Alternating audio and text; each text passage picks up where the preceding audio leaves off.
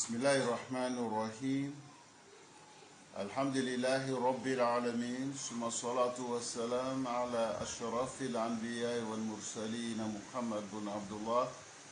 وعلى آله وأصحابه ومن تبعهم بإحسان إلى يوم الدين. أما بعد، فالسلام عليكم ورحمة الله تعالى وبركاته. بل ما لم يلكلا وما فو مثل ما يتفوليه silamaya foli tɛmɛni kɔfɛ an bɛ ala tanu masamini tanuli ka kan, an bɛ ala tanu lahala bɛɛ lajɛlen. Ala tanuli kɔfɛ an b'a ɲini Allah subhanahu fɛ a ka nɛɛma n'a ka kisi a k'o se a ka ciba kan n'o ye an kuni Muhamadu alayhi salatu wasalam. Ani an bɛ ala dali an kuni Muhamadu ka sodungoyaw ye a n'a ka sahabaw ani mɔgɔ mɔgɔ n'o t'u la ciba ka taa sira kan, an bɛ ala dali an n'o bɛɛ lajɛlen. والمو أول أداة تفسير من سورة القلم أمنا ولي آية سيجي على كدي أعوذ بالله من الشيطان الرجيم فلا تطع المكذبين وضوا لو تدهنوا فيدهنون ولا تطع كل حلاف مهين هماز مشاع بنميم مناع للخير معتاد عصيم قتل بعد ذلك زنيم أن كان ذا مال وبنين إذا تتلى عليه آياتنا قال أساطير الأولين سنسمه على الخرطوم. لآية أنغبي برو أبنا كني كما باولك أما إن الله سبحانه فأمنا وحكي الله جيغو منا وفهم يكو يمان وبارك ونغنني أو ما يا رب العالمين كلام. Idan aya min kalana kuma kan min bala n'an b'a yela k'a fɔ o ka gwɛlɛ dɔɔni, an bɛna ka na olu kelen kelenw ɲɛfɔ an ɲɛna. Idan al-idhan yani law tudhinu, idhan min fɔla o laɲini al-layn wal musana'a wal mukarabatu fil kalam, nɔgɔya ka se ka kuma fɔ ka surunya i ya laɲini ka se k'a fɔ i balima ɲɛna nɔgɔya bolo ma, o de ye al-idhan. An karamɔgɔ bɛ min fɔ an ɲɛna ka bɛn ni ma o dɔ ye. Kuma la fana yani an karamɔgɔ ko yuqalu dahana rajulu fi dinihi wa dahana fi amr idha azhara khilafa ma yudmir, ko i b'a fɔ ko karisa ka mudahana kɛ ko laɲini ye mun ye, sawaw a kɛla diinɛ ko la walima a kɛla diinɛ ko la, fɛn min b'a kɔnɔ a bɛ ko wɛrɛ bila kɛnɛ ma min n'o tɛ kelen, o de ye mudahana ye. wal halaf min fɔla kasirul half, mɔgɔ bɛ kali ka caya kalibako jugu can kan ni bataraya kan. Kalimatul mahin, al mahin min fɔla bimana al muhtakiru, min dɔgɔya mɔgɔ min bɛ a y'a hakili la fiɲɛyani no. Al-hamaz, hamaz min fɔla min bɛ mɔgɔw lebu fɔ, a bɛ mɔgɔw kɔrɔ fɔ lebu bolo ma, a bɛ taama mɔgɔw ni ɲɔgɔn cɛ. An karamɔgɔ bɛ min fɔla an ɲɛna wal masha'i bi namim ay alladhi yamshi bi namimati bayna an-nas, min bɛ taama mɔgɔw ni ɲɔgɔn cɛ k'o bila ɲɔgɔn na, o de ye namima ye. An karamɔgɔ bɛ min fɔ yani kuma mun tɛmɛna aya min kalana o kumaba dɔ ye nin ye. Wa mana'il khair, min bɛ hɛrɛ ko mɔgɔw bali hɛrɛ ko ma bimana al-baqil, tɛgɛ gbɛlɛn. wal mu'tadi, dantɛmɛbaga alladhi yatajawazu al-haqq wa yasiru fi al-batil, min n'ale bɛ tiɲɛ a bɛ ban tiɲɛ na k'i dantɛmɛ tiɲɛ kan ka tagama batarayaw kan. والعصيم الكثير الأصام والذنوب، عصيم فلا ما ميا جرمك بو جرم شامان كلا. والعطل شديد الخصومة، عطل من فلا ميا كلا كجو. الفاظ الغليظ أنغرا مو بمي فؤانينا كبنما. والزنيم مي جلكي با ميا جلكي لكابو نونو دي كما كاي موننا أيانا yani n'an b'a yɛlɛ k'o bɛ se ka kuma dɔw bɛ faamuya bɛ gɛlɛya dɔɔni. Sisan an bɛna aya kuma maanaw laɲini kumabaw fɔ. angara moko di ka be alaka kuma kana fala tuti il mukazibi ay muhammad mo no le loni beni ngalontiga ki kana wala batu fala tuti il mukazibi ay dam ala ma anta alayhi ibe minka o dume ala batu ala kuminko lonko batu ibo minke la piye dumoka ikana ngalontiga la janfanchu o cheni kera o kikana tugulu ko nyeshima ikana ina talla uluka nyeshima o angra mo be mi fola yana ka beli mo fala tuti il mukazibin ay dam ala ma anta ali ay dum ala ma anta ali min adam ta'ati al mukazibin amma والتشديد في ذلك وفي هذا عماء إلى النحي عن مدارتهم ومداهنتهم استجلابا لقلوبهم وجذبا لهم إلى اتباعهم إذا قالوا تقولوا cheni kero ikana tu kana fo ibe kuma mamula wene kana fo ibe yire majigi lawe kana fo ibe no ya kela oye ko to ya ngalo no ya cheni ka kile bode kela kase ko dusku la na ima chuwa mina kika no kenye shima angara mo be mi fola yene ka beni maude ayu al ikhwat al kiram al islam haqqun wal haqq la yahtaj ila mudahana angara mo ko islamaya ichande Tiens makote kile be majigita tiens makote kebe o noyata o kaseka kuma mamu kuma amba fojuwa mina o ebe tianka kuyi utuika kuma mamu cheni kela yene kiba duskun sarula kana ima kikano ke islama makotulela ibo ken kowere la uti islama dine milo dine bangeni no dine noromano leilu haka nahariha ala kera nana ni corona mi ashulama na telefelama bekaka akoro ala nyinu obele jeni gbenino abe kuma na miria mi ka dalumu talaka kuma bele jeni famia ka no obele shitala idan femi be we chane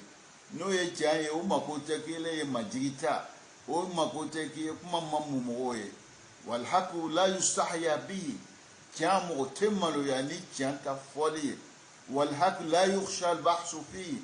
كان فانا فمي موتي سران كفوكي بيتشال لا ينينا كوفو مو ين سران تولا والحق هو الله او كان ويردي على يري والله مع الحق على فانا مكوبي كان فولا للا على بيني كان فولا لي فانا والحق لا يحتاج الى تكذيب له كان مكوتي كيلي ngalo netike pour que mo yeseka lala la chama kutula ngoso alere chanya ere kuna mo lala la uchanu mo malala chanu wala mtukaziba alayhi ikana ngalonti islama yakoso ikana ngalonfana tike kala islama yaka kibo kela le kamo duskun salo kana islama ya malla wala yahtaju ila tuqadila min kusumi islama ya makote kile inani ko purke mo ba kele la ko ke akele ba o yedoya la makutulula akele ba o doya la wa shala ale chane ale le fana be laba o ala le chane o chambe ala be ni chane ala fana be chamfo la le deme donc a makote shala a makote doya la wala tubaliga fi al haqq ka fokile be afo ka dante me puke o mo iseka fam kala la makote ni shila wal haqq aqwa min an tubaliga fi chai fe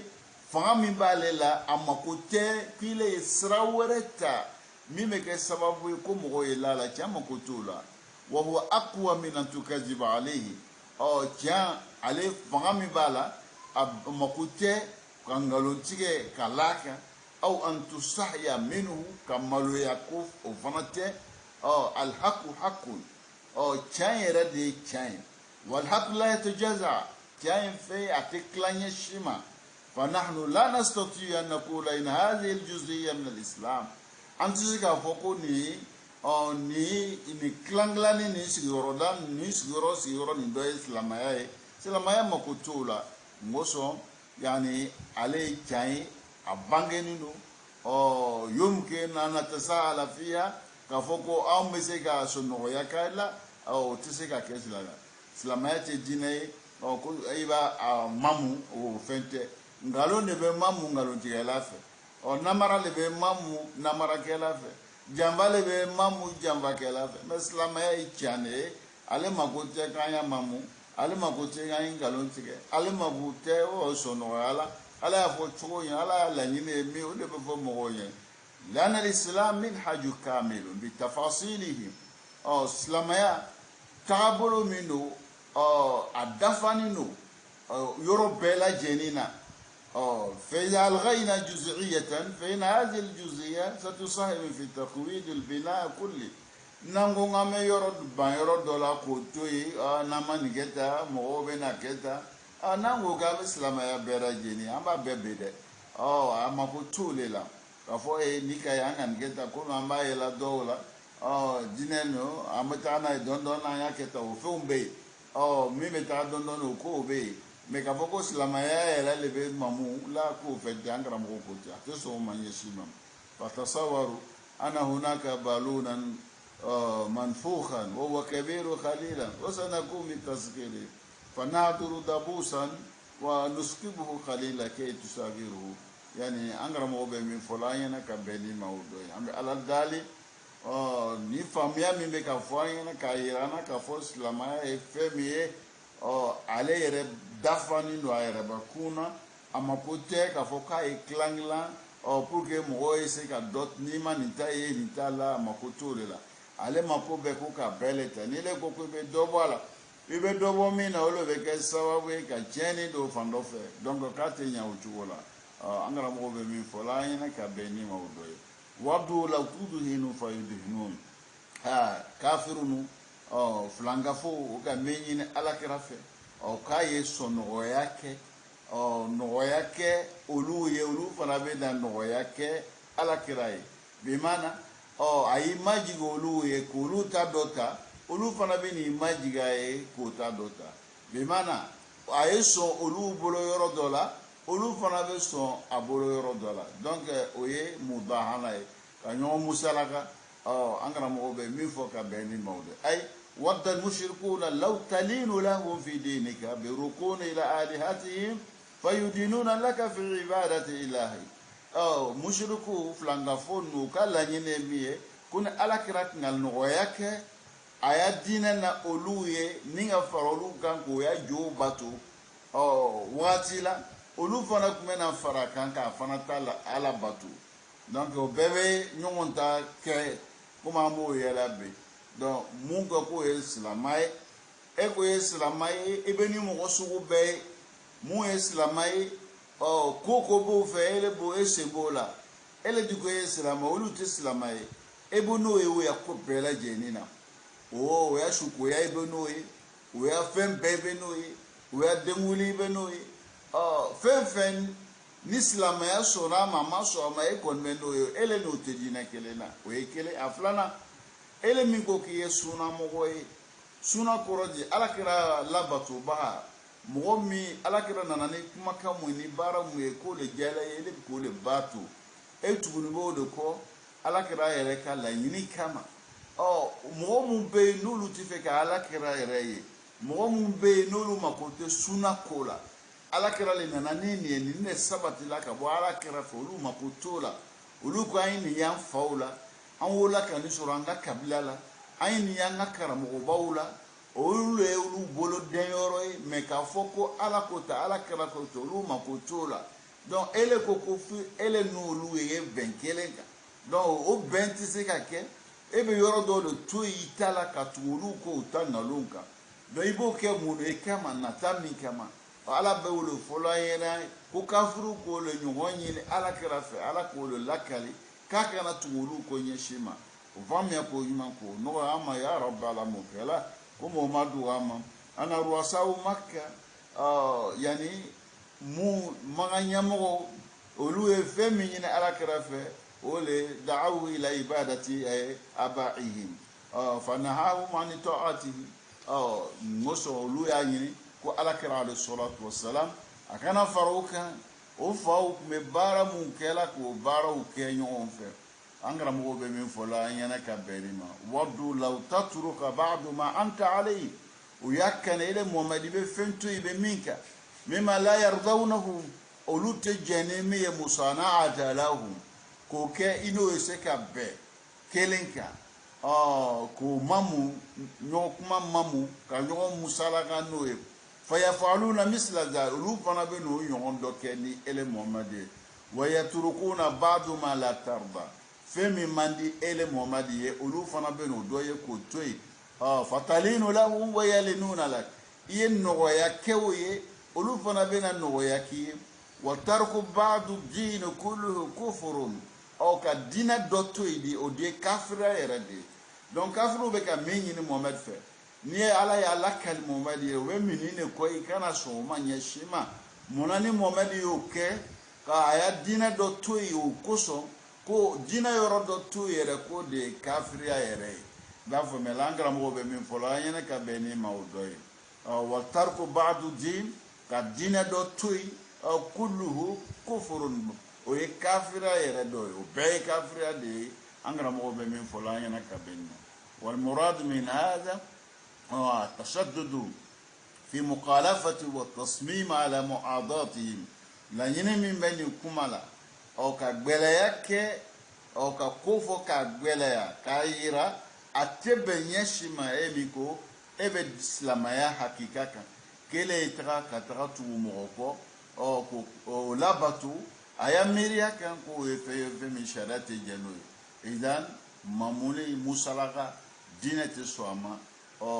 diinɛ tɛ sɔn a ma ɲɛsi ma parce que musalaka an y'a kɔrɔ fɔ cogo min na ka fɛn to yen fɛn min b'i kɔnɔ k'o to yen i t'o bila kɛnɛ kan min b'i kɔnɔ yanni min b'i kɔnɔ o kana bila kɛnɛ kan o ye mudahana ye donc a laɲini o ye o ni munafiriya ka surun ɲɔgɔn na ngo so baara kelen don fɛn min bɛ da la ani min bɛ bɔla kɔnɔ o tɛ kelen o ye nifaku sugu dɔ ye o kelen de fana bɛ nin mudahana kan mamuli ye o le ka mɔgɔw musalaka a bɛ kɛ nkalon de kan ka ban tiɲɛ na o de ye fɛn sariya ma jɛ n'o ye an karamɔgɔw bɛ min fɔ la an ɲɛna ka bɛn ni ma o dɔ ye an bɛ ala dali o faamuya k'o nɔgɔ ɲuman k'o nɔgɔ ne ni aw ma ya rabbal alamin m'o kɛra aya wɛrɛw nana min bɛ nin walawala min bɛ nin banban ala ko di walawla an sabatnaka lakad kita tarqanu ilayhim shay'an qalila ala ko n'ale kuma sabati di Muhamadu ma ko Muhamadu kun kɛra dɔɔni a kun bɛna jɛngɛ ka taga kafiriw ka laɲini ma mais ale ala sumana ale de k'a sabati idan n'o de kun kɛra ala ko k'ale kun bɛna a lanɛnɛ bi mana a kun bɛna jangata ɲɛnɛmaya nin kɔnɔ ani saya kɔfɛ fana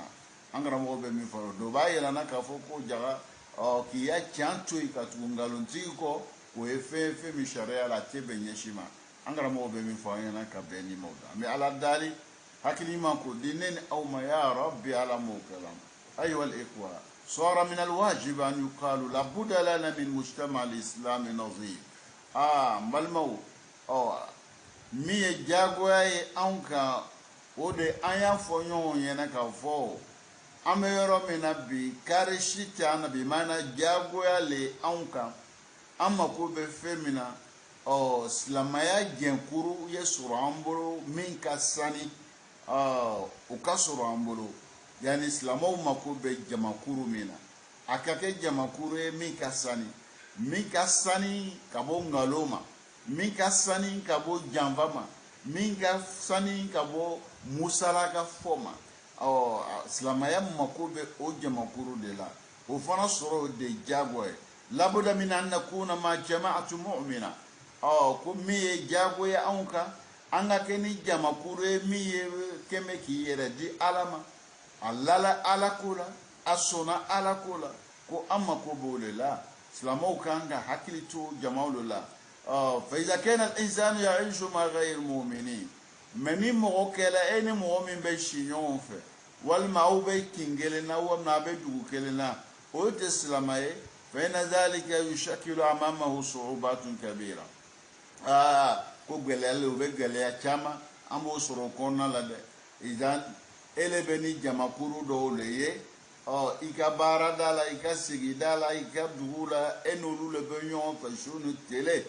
olu di te ala mɔgɔ ye ala maku ala ko tulu duskuna olu yɛrɛ tɛ miiriya la ala ko ma ko e ni olu de dun ka bɔ kɛ ɲɔgɔn fɛ k'olu bɛ tɔɔrɔ caman se adamadenw ma bi munna silama ni ko ye silama ye silamaw ka jamakuru bɛ yɔrɔ min na e kan ka kɛ n'olu le ye i n'olu ka don ɲɔgɔn fɛ i n'olu ka bɔ ɲɔgɔn fɛ muso aw ka hakilila de ye kelen n'i y'a ko kɛra o cogo la n'ala sɔnna ma ala n'i dɛmɛ ŋaniya min b'i la ni le y'o baara kɛ ten ala b'i dɛmɛ ka la o kan nka e le ko ye silama ye e ni maa mun bɛ don ka bɔ la olu mako tɛ ala ko la olu yɛrɛ tɛ fɛ ala ko ye e la e le n'olu de bɛ don ka bɔ la su ni tile ko gɛlɛya caman b'i ɲɛfɛ dɛ an karamɔgɔw bɛ min fɔ an ɲɛna ka bɛn nin ma walaw anna insana mu'mina sharaka insana ghayra mu'minin فإن ذلك قد يدفع إلى مذالك كثيرة جدا كي موسو ني قالو ادم ادم ني elemi ko islam ay ebe ni mo e mi te islam ay ko atigi bi ni bla bibla kokulu chamana parce que ale bina fen ka ale fe o ye nyuma ay ele di fe olu e ko kokulu ne islam ay ti jenu bara o ye ele di benalele ale bi ni de bla bara o bela abini bla janvala abini bla riba barala abini bla chulo tigela ona nyono fen be ale be mi mandi eye ni ya dina ti soma ale di tabolo le parce que ni kai ni mai o tale fe wolo mali tale fe donc comme wolo mali tale fe ale ba ka baraka la ni miriam alo bino miriam o do ele hakilla shuni tele no miriam o do be do le hakilla shuni tele donc ale be shetana demena ka fara e keleno olu kela fla ale ani ademe baga shetana e ka fara eka nale ni shetana bi ile demena e di keleno londo nasila de fanga ka kela chuchu ino wilila ikelen go fla ta kabbe awulatu ikelen go fla ta kabbe awulatu ikelen go fla ta kabbe nyalo ba ila ko fanga bila mais fanga mi bele la ni de bo luta la ka be e de to luta ka be la ere na sege ni sege la fanga farkulo be lambo dia ni fangolo lambo dia la rudi mo fla lo ele gele nga ona guriye ka ona sila de o be misali le ka irana ni le ko ki silama de ini silama u de ka kanga nyawo tagama nyon fe ika baraka ka be ka silama ya jaba kuruma mais eni mamu be nyon fe olute silama e o be no ya hakilila o be no lo do eduskuna o be no la kale kuma be adamina ina ba lo flala ina ba lo sabala ina ba ma lo nalna o be ka so dasi kelenti era posila di nya di ko ne di mani ke o lo kama ali balo te so kono la jarabini mana donc o be shetana be no ya bi era segala ni zikan ga jise be ni ke be boni ni e be ni so ti era la ga no ye o miria jugu do ele ibo ke ko ni o ka shen kire fla no jalela o ke ko kire fla o be fien bla e duskuna no ka fien bla e duskum ale ti se ka chan o kumbetu ale se ka ladilia kumbetu donc ale si ale fana desela na le desela shitana be do ro soro ibi ro fla na ngra mo be min faayene ka beni mawdo anga hakili to mina o dole ni famia ko nyuma ونغيا نين أو ما يا رب على مكلا فلو أنك صاحبت إنسان غير مؤمن مثلا فإنك عندما تدخل إلى بيته تعطيك زوجته وتقدم لك الضيافة أو نيل الدولاني مغومي تسلامي أو نتالا يسوكونا يبتا يبمونك أبا مسول بلا ودومني ديما أبا مسول بلا وجيتا ديما أبا مسول بلا وبرامزنو بكيلي na bete mi o le bete wili kadema donc obeni bara munke o le beke sababu ke le duskun talondoni angara mo be min fola yana ka benima صار لديه اختلاط مع الطرف الآخر وصار هناك مطاحنة انتهى دينه يبتا يسيسا إلينا لنعمنا يوفنا إبا أبنيو ممونا ممونا نبكى سبب كي كدينا بتغادر فدينك دينك إنه لحمك ودمك يدنا لكادو يكادنا إجولني سغولو ده إكنا تولونغ إجولني سغولا خذوا عن الذين استقاموا ولا تأخذوا ani allazina malu iyadina min mu'ofe mo mu telena ebe mamu lo ko nu yesebe mo ye nunu ya ala mo gberolu lo iki kadina baranure mamu be no makuti ala kula ni chae ni halala ni veta ulu makutu la wolo mali tufe yero majalu la angra mo be mi fayana ta beni maula ami ala dali o fam yakun man ko no neni awma ya rabbal alamin idan kuma be bola fen dumeneka o de ala bangbena kafangana mo mu loni no ningalo tige bawe kalike baw kangana gbarolula mo mu be nolute wolo malike kafo ni nyana ni maya utulu fe angana ko lu labatu ke bae kafo ma dine mamu dine makote mamu nila dine mako be tianfo de la moso dine yare tiane angana mo ko londola يعني مرة في بعض المساجد كان يلقي درسا فقام أحدهم في أثناء الدرس وهذا على غير معلوم قال لي يا أستاذ نحن نستمع إلى الدرس فنشعر براحة كبيرة فإذا ذهبنا إلى البيت نسينا كل هذا وعشنا حياتنا السابقة فما الحل أنقرأ مقولون دولا كالك مسير لابك الدرس دي مسير كوناموما avec a darsu fo comme make a darsu de awuma chugo mina o konna la sisa ko chedo kumana kale to darsu la ako e fe miera o leteke ka moto darsu sasto darsu la darsu tiga bolo ka nyingali ke ako e fe o leteke la ka koro nga ala ka chebla asira ki ale nyininga tu darsu la akodi ako angara mo nana ile ya darsu la ibe fen fo amba be famu an hakili be sigi an dusu be suma menan bole ya darsu la kata sukono akela kumi an me jogo koro muna an be sigi koro la ate anta no ya yere la kenema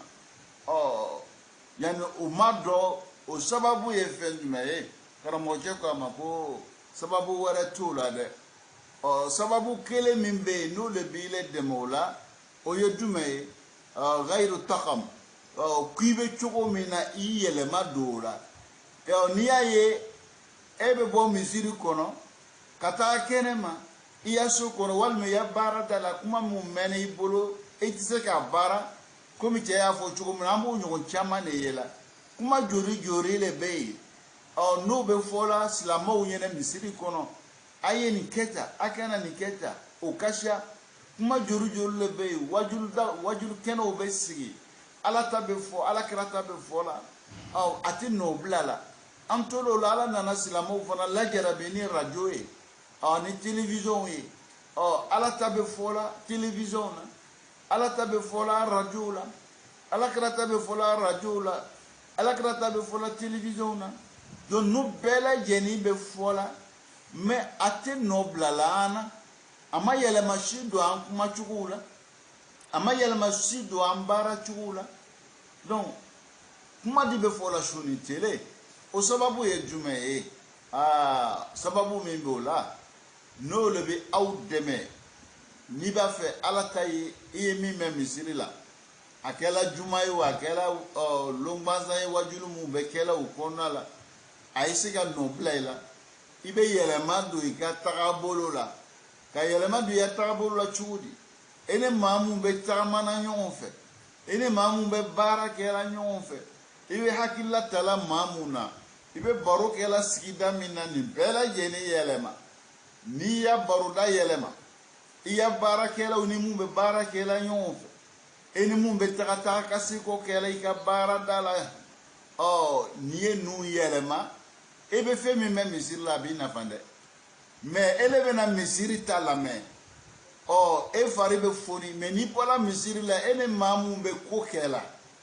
au be donga bokela nyonga oluma ko shite ala kola wolo mani tulu fe ngalo ne be tige jamva o de be ke o mire o de be ta la shuni tele enya kore sigilika donc misiri tatisika no soro ela misiri tatisika yelema soro ela pour que misiri tal la mebe la nafandima e kanga yelema ke e ka barake chuala ini mamu fana be barake la nyon fe be yelema dola ini mamu be baroke abe dunga bola be yelema do bela jenina o korodi yulu ye kutui yu ya trabulu bela jeni ye kutui ikam woro nyini ebe kuma mi mena misiri la o misiri kofe mamu bo baro nyon ke kayo barudala mo min be kuma min be bola ustazu da misiri kono mo mu bo bara nyon ke la ka gboro nyon na o mo la u ka sigida ula anu ka bara ula no kela mi mena misiri la itala kena me itala suru kuma kele ne be e ba e duskun la envela misiri kono chuwa mena misiri duskun fana be la envia misiri ko fo chuwa la mais nyama ke o ke chuwa la ele be misiri kono be kuma do me ni bola misiri kono kuma wara bi tulu koro iba e mimi tulu koro misiri ko fa lo dikaburi ngoso mimi misiri kono mimi kuma na usazu kelempele be kuma na woro la menile bola kenen ka bele ba ta fola jama min be no de be kuma ro de kasha olu be na gure eka olu fana de me baga eka o shetana e o todi shetana mi nala e fanga dalema abe bola dama den juri sirafe oh abe bola adama den juli sira fe o yefunga e ala yo kai o koro de sisa ale be se ka e maîtriser chu bela jeni oh abe sila be gri ka nyeshiba na isra do ta no manya sura be sira warata o fanga bala o loni fana bala ele kelendi lo ka fara be na usazu kele mi fana ya kuma kambe o la do angara mo be mi fola nyana ka benima o do ni ambe ala dali ama yina Allah subhanahu wa ta'ala neni au ka hakili mandama hakili man skatu ameni nu famu ka baraka ka be uma jomina ya rabb alamu kala idan innaka asidaka mutafalitin ghayr mu'minin tasharu ma'ahum tal'ab nard ma'ahum hadithum an nisa yad'unaka ila mushahadati tilfaz fa haula yub'idunaka an dinillah angara moko ebena usazu fe misirla wal makawajul karola ebe na kuma kan mume ebe kosi kata iteru mu fe ru makote ala kola o salama ya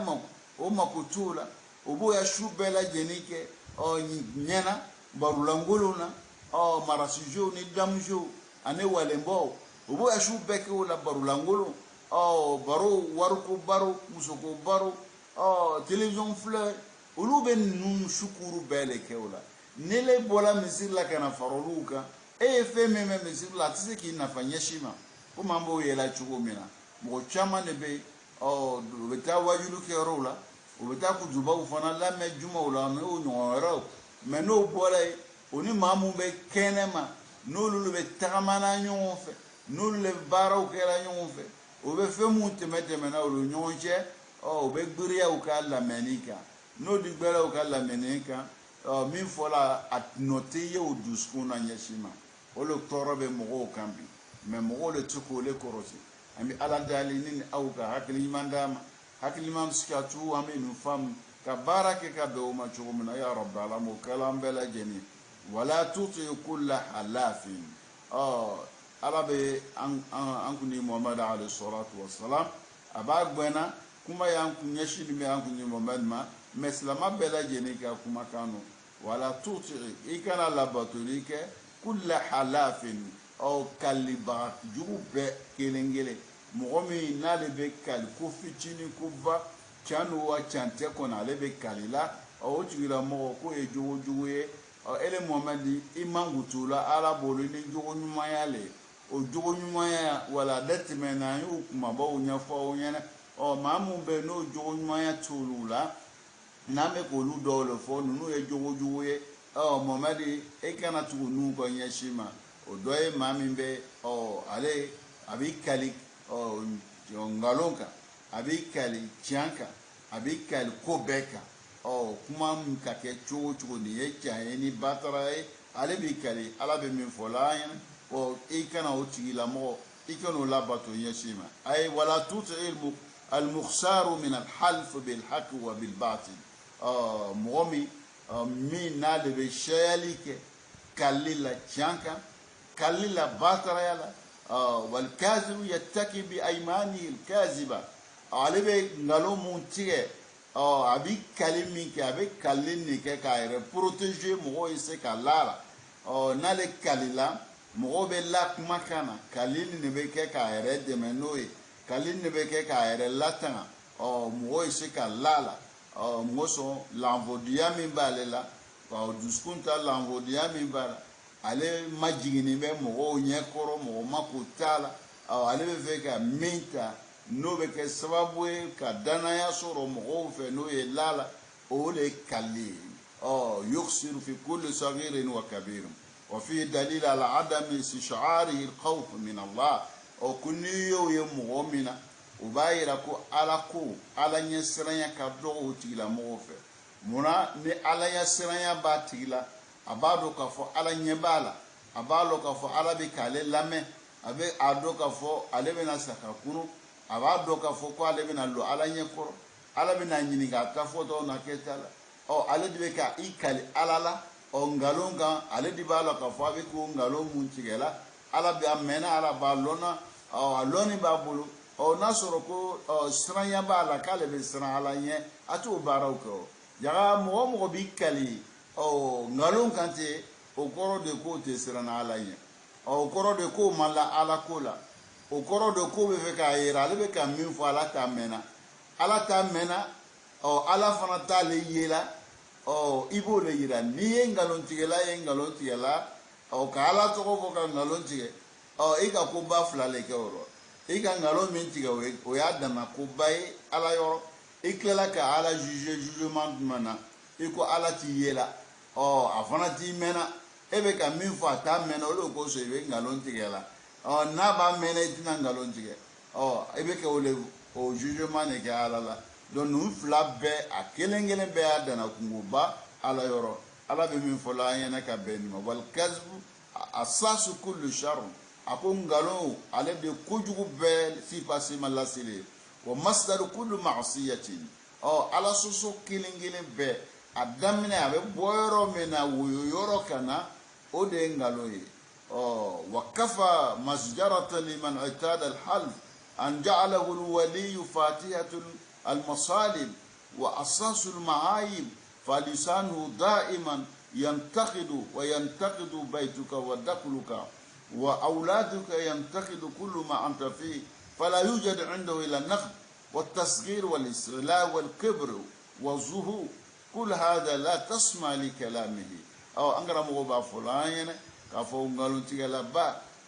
كود فمي نو جوجو جوجو موسون ala soso caman bɛ a lasili a ye daminɛ bɔ nkalontigɛ le la an karamɔgɔw bɛ o de fɔlɔ an ɲɛna ka bɛn nin ma a ko lebu ko ka mɔgɔw lebu ka mɔgɔw kɔrɔfɔ ko nin caman a bɛ sɔrɔ o de fɛ k'i b'a tigilamɔgɔ ye ale kuma bɛɛ ale de bɛ dɔ fɔla mɔgɔ ma nɛnden tɛ sigi yɔrɔ kelen nɛnden tɛ sigi yɔrɔ kelen a bɛ karisaya so bɛ ta karisaya sɔrɔ bɛ ta karisa denw bɛ ta karisa bɛ ta a muso bɛ ta kuma bɛɛ ale de bɛ ka dɔ fɔ mɔgɔw ɲɛna a dajigo o dajigo o kuma dɔ de bɛ fɔ la n'a tɛ dɔ den kan a bɛ dɔ muso kan n'a t'o kan a bɛ dɔ ka nafolo sɔrɔ cogo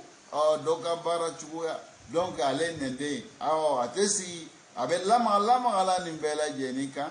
ala bɛ min fɔ la an ɲɛna ka ɲɛsin ala kɛra ma n'an bɛɛ lajɛlen an la nasamiya likalami k'an kana mɔgɔ min bɛ nin cogoya na k'an kana o tigi ka kumakan lamɛn an bɛ ala dali o faamuya k'o ɲuman k'o nɔgɔya ne ni aw ma ya rabbi ala m'o kɛla mahinun ay muhtakiru ra'yi wa tafkir mɔgɔ min b'o baara kɛla ko ala kɛra kana tugu ko mɔgɔ sɔnɔ mɔgɔ fiɲɛman don mɔgɔ lanfodiyanin don mɔgɔ lo min ka hakilila man bon mɔgɔ lo min ka miiriya man bon mɔgɔ lo min tɛ tagasi kosɛbɛ maa min n'a kɛla mɔgɔ ye ko ale ka miiriya ka bon hakili ka bon a bɛ tagasi a bɛ kow jate minɛ k'a kun tɛ nin baara kɛ ɲɛsin ma ala b'o le fɔla an ɲɛna ka bɛn nin ma wala tuti kulla halafin mahin mɔgɔ min kalikɛba i kana tugu kɔ mahin mɔgɔ min mɔgɔ fiɲɛbaga mɔgɔ jalakini mɔgɔ min hakili da miiriya tɛ maa min na maa min tɛ miiri maa min tɛ tagasi maa min tɛ zɛmɛ k'i kana tugu olu kɔ ɲɛsin ma ala bɛ min fɔlɔ an ɲɛna ka bɛn nin ma kakila ka irana hamazin ay korofol kala balu yani ayabun ta'anun ale abe mogo lebu fo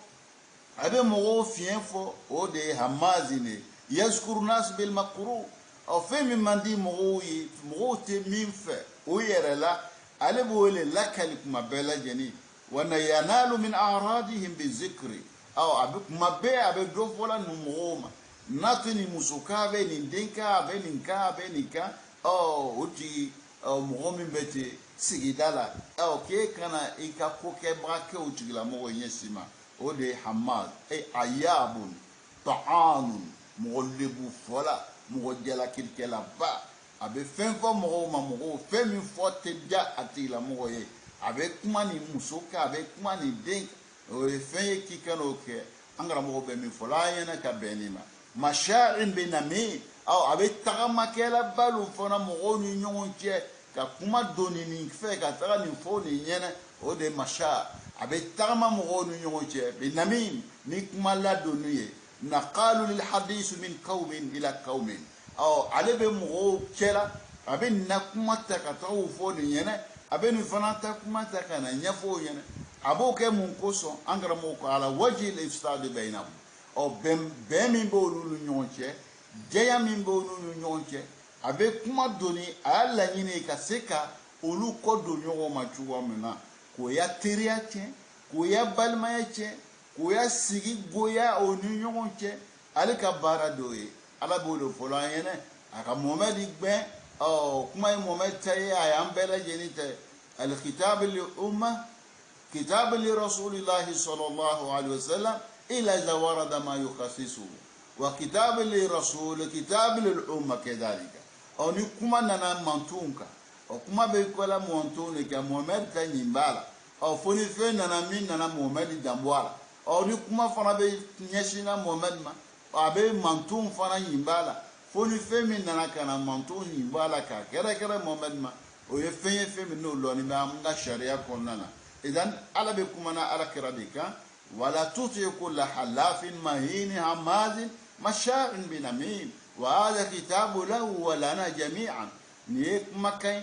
a ɲɛsin bɛ ala kɛra ma cogoya min na a ɲɛsin bɛ an bɛɛ lajɛlen ma o cogoya kelen de la an kana tagama ni mɔgɔ ye min de bɛ kuma doni ka bɔ dɔ fɛ ka taa dɔ fɛ n'ale ka laɲini ye o la ka mɔgɔw ko don ɲɔgɔn ma ka tiɲɛni don mɔgɔw ka sigida la ala bɛ min fɔ la n'an karamɔgɔ b'o la kala an ye o dɔ ye wa aslu namimatu alharaka alkafifa namima yɛrɛ arabukan na laɲini lamaga min ka fiɲɛ min dogonin bɛ wa minnu asqata allahu ta'amanuhu ay ma yanamma alayhi min harakatihi ko kosɔn ale bɛ lamaga min kɛ ala sumana yani a y'o lakali ka je o kɔrɔ k'o ɲɛfɔ an ɲɛna fa namimatu min alqaba'i an karamɔgɔ ko yani o namima min bɛ kɛla ni ka kuma don ka bɔ yɔrɔ dɔ la ka taa yɔrɔ dɔ la a bɛ fɔ jurumu ma ko jurumu babaw ala yɔrɔ jurumu mun bɛ yen n'a kɛbaga ala bɛ ka jangata labɛn o mɔgɔw ye jangata min ka bon a bɛ fɔ olu ma kaba ye idan namima o jogo o bɛ k'o baara min kɛ o jurumu b'o o la an karamɔgɔ bɛ min fɔ an ɲɛna ka bɛn nin ma o dɔ ye fa namimatu min alqaba'il allati tamna'u min dukhul aljanna namimaya ko jurumu babaw jurumuba min bɛ kɛ sababu ye n'a sɔrɔ e maa min jogo la a b'i bali ka don arijinɛ la fama namimatu namimaya yɛrɛ ko mun fɛn don النميمة أن تنقل للإنسان قولا قاله فيه إنسان آخر كنا مما يجمع يكما دوني كابو مغوفة أكا كما من فو أمغورما أن يغورما إلي دوني كاللاسو تيلا مغوما ودي نميمة فتقول له فلان قال عنك كذا وكذا إبتاني يفعل كارسا قيمة كارسا قيمة وكذا فماذا فعل النمام هنا namima kɛla ye a ye mun de kɛ nin yɔrɔ na innahu bi qawlihi dhalika lam yaf'alu shay'an a ka baara min kɛ ale ma baara kɛ o malmusan an bɛ se ka baara min ye falam yaqtulu insan a ma mɔgɔ faga walam yazini a ma jɛnɛya kɛ walam yashrabu al-khamru ama doromi walakinahu qala kalimatun faqat aka kuma kan dole fodron laqad qala fulan qala fika kaza wa kaza aka muneke ako karsa koy mata ayini fi mati fa ina alayhi salatu wassalam ikala alakira alayhi salatu wassalam alide kodi aqala alayhi salatu wassalam la yadkhulu jannata qatatun alakira ku namima kute do arjina kono nyeshima aya flede aka mumbara leke ama dolomi ama mogofaga ama tuyonike aka ku karsa ka kuma nifo ema karsa dika fo chanale karsa ka kuma mifo chana karsa ka fo chana me ale ko min doni kana nyafo ni ole kala jurumu bae ole bale arjina ka doni la o kuma mbade o ante ni ne jati ni efembale ala yoro amba yere korosi la dolomima ambe banaka dolomi moso anga loko dolo e fenche juye ambe bana jene yala anga loko jene oye fenche juye me ante ka binke fenche juye o e ko bale ala yoro de o kasoro amba jate ko fitini karsa kota akafo chana me e manga ko le doni kala sa mo were ma mi manyine efe amanyine fe ka doni kala se o min ke o le kala kuma cheni o le kala kuma pai o le kala kabaira jurumu ba o jogo ala kira ko no be mamina abeke sababu ki balka do arjina doma anga sigidawo di fani be o le labi akasha un choula akasha musula akasha bela abe yoro be barada be hata misiru korona la be amanga yoro muna be mo manga ka fo boga ya bu chela ne fe mina che kadu ambe ala dali nen au ka hakili mandama hakili mam skatu ameni ufamu chuo mina ya rabbi ala mukala wa fi sahihain anna an-nabiy sallallahu alaihi wasallam mara bi qaburain فقال عليه الصلاة والسلام إنهما لا يؤذبان وما يؤذبان في كبير أما أحدهما فكان لا يستطير من البول وما الآخر فكان يمشي بنميمة أبي بخاري كنا أبي مسلم كنا على كرا نماني كيسيبا كاتمنا كبرو فلالا على كرا تمنا كبرو فلالا أكو مغوما kika do kaburu fulani kube ka kono mo jangata me obo jangata la femina mo ma jate ka foko ko balu o ko kele ndo jumaye adok o mo fula do kele kunkela na nyengene ka tiere sanya ka bo nyengene ma kuma mbo yela chugo menabi mo chama ne be nyengene ke chola musula nyengene to be yala na were ku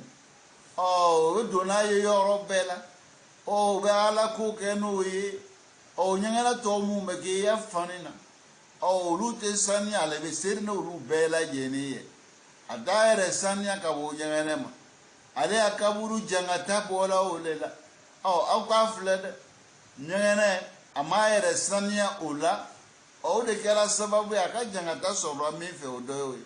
ama mo faka ama dolomi ama jena yake kuma abu yela chugo mina maere sanya nyangena mina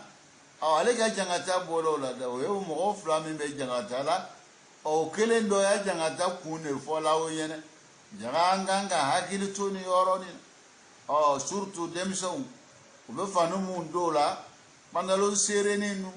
ko nyangana be la se ka o nyangana pandalo ni boka o nyangana ke lamvia la shutara la ki ere sanya ka gbelede ina tana toyiku ina yala na toyiku ina kuya fani mina ina sir no yitu jati ga jangata be soro fe mi fe odoye wamal akara fa kana yamshi bi namima kabru to kele be jangata la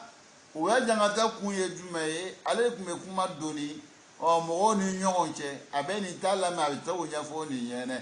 alaikum bara mina ka jangada sur la fe min fe odeni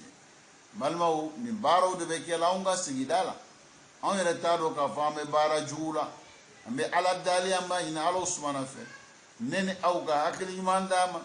hakili ɲuman bɛ se ka to an bɛ nin faamu cogo min na ya rabbi ala m'o kɛra fahuwa yu'azzabu fi qabrihi li'anna namama yumaziku shamla al-muslimin i k'a dɔn ale bɛ jangata ka kaburu kɔnɔ muso namima silamɛw ka jamakuru ale bɛ kɛ sababu ye k'olu fara ɲɔgɔn na yumaziku shamla al-usrati al-wahida so famille kelen a b'olu a bɛ kɛ sababu ye ka bɛnbaliya don famille ni ɲɔgɔn cɛ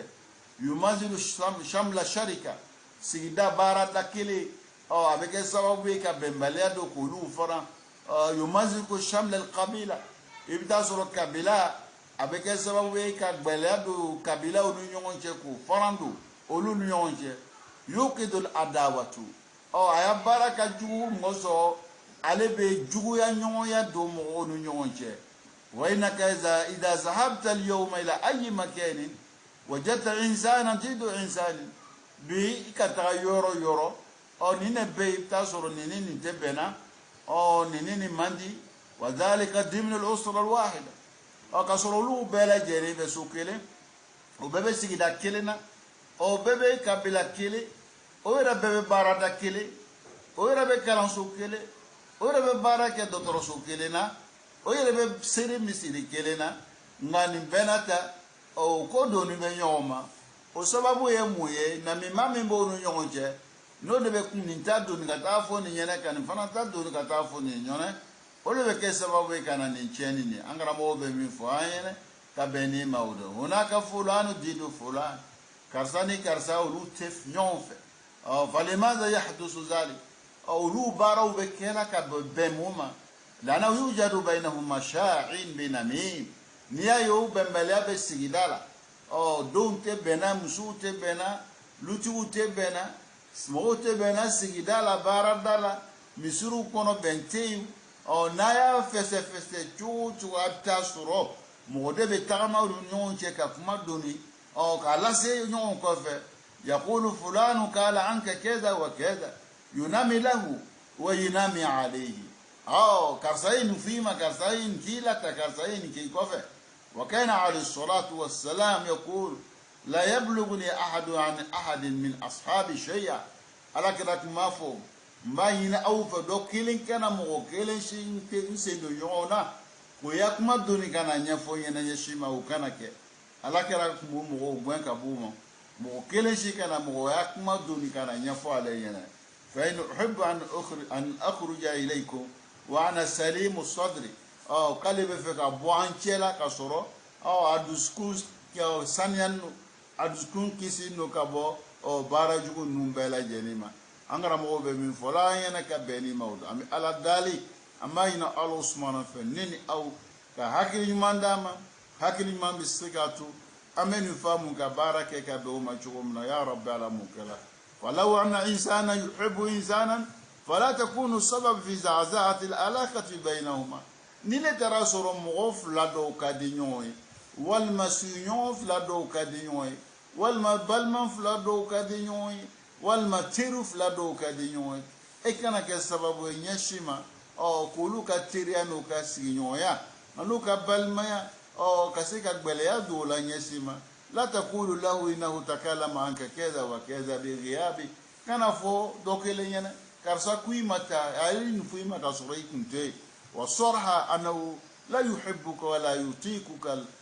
a y'a fɔ ɲɛna kɛnɛ kan a t'i fɛ dɛ e ɲɛna ko karisa nin b'e fɛ a t'i fɛ a t'i kan na ɲɛsin ma i ya ko man d'a ye ɲɛsin ma a k'o ye fɛn min an k'an ka hakili to fɛn min na an bɛ ala dalen ne n'aw ka hakili ɲuman d'a ma hakili ɲuman bɛ se ka to an bɛ ninnu faamu ka baara kɛ ka bɛn o ma cogo min na ya rabbi ala m'o nɔgɔla an ye ala ye alakira alayhi salatu wassalam a y'a mankutu ni jogo ɲuman mun ye an y'olu ɲɛfɔ aw ɲɛna fɛn mun fana bɛ yen n'o de bɛ fiɲɛ bila o jogo ɲumanw na ni mɔgɔ kan k'olu kɔrɔsi a b'a ye an y'o min fɔ an y'a yira aw la k'a fɔ jogo adamaden ele de bɛ jogo ɲumanya e de bɛ kɛ sababu ye ni o baara kɛ mɛ ala yɛrɛ y'i danni min ye a tɛ fɔ o ma jogo ɲuman i t'i ma surunya ala ye n'o ye mɔgɔ sɔn ala y'o le kɛ k'i lajarabi n'o le ye ala y'i danne o dancogo min ye e lajarabi la n'o le ye baara tɔ kelen e yɛrɛ le b'olu baaraw kɛ o dɔw de ye nu ye i b'i yɛrɛ karaba le ka nin baaraw kɛ i bɛ baara mun kɛ o ye o de bɛ kɛ sababu ye ka i jogo ɲa o de bɛ i masurunya ala la o de bɛ kɔrɔta di e ma ala yɔrɔ an bɛ ala dali an sera k'aw hakili lajigi nin fitinin min na o de ye nin ye o faamuya k'o ɲuman k'o nɔgɔya ne ni aw ma ya rabbi ala m'o kɛla ka tila k'a baara nɔgɔya an ye ya rabbi ala m'o kɛla n'ala ye wagati wɛrɛ don an si kɔnɔ an y'a bila yɔrɔ min na an bɛna taa yen ka wagati wɛrɛ don an si kɔnɔ ya rabbi ala m'o kɛla hada wassalamu alaikum wa rahmatullahi ta'ala wa barakatuhu